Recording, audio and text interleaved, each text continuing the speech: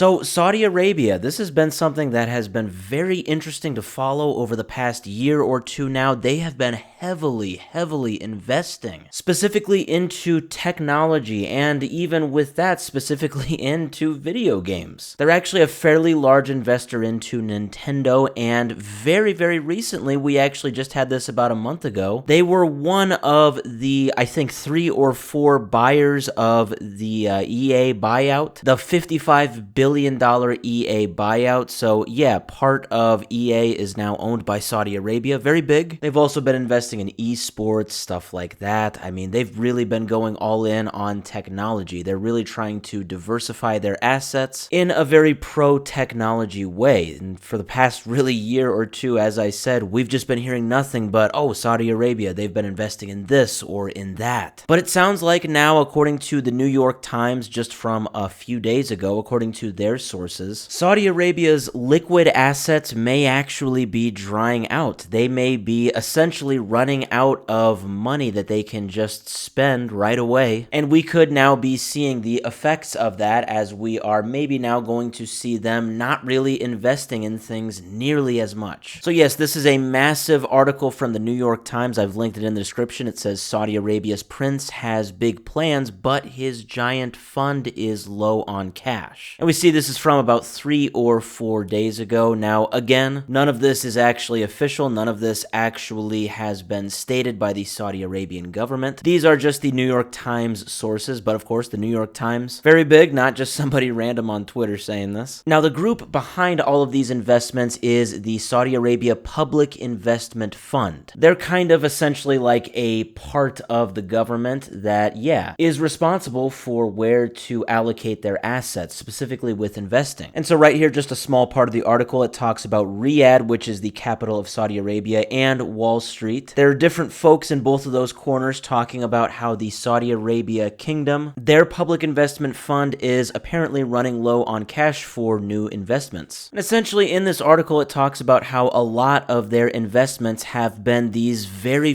big investments. So big that they are not just investments, but rather they are projects. Huge projects that are just going to take a long time, maybe years, maybe even decades, to really see things through. So as a result, the liquid assets are just kind of drying up. It's not that the actual money, the actual assets are done. You know, it's not like Saudi Arabia just lost all their money or anything like that. They've just simply invested all of it, and now it kind of seems like now is the more patient time where they're just going to kind of wait, I guess, and see how these projects go. And for the time being, new investments are not going to be nearly as common. That's according to the New York Times sources, of course. So it says, behind the scenes, the Public Investment Fund is actively restructuring its operations under the watchful eye of the Crown Prince. And this is according to some of the people who were briefed, who spoke on the condition of anonymity to discuss confidential business plans. Yeah, and obviously one of these huge projects is EA, and maybe even one of them to a smaller degree is Nintendo. I don't think they have as much invested in Nintendo. But yes, now we're just at a point where they've just kind of invested what they want to invest, I think, in these massive projects. The dispensable income is just kind of done as of right now, so you're probably not going to see them, I don't know, buy Sony or something like that this year. Now comes a maybe even more interesting period for Saudi Arabia over the next few years. We will see how these investments, and maybe rather these massive projects, we will see how they all turn out.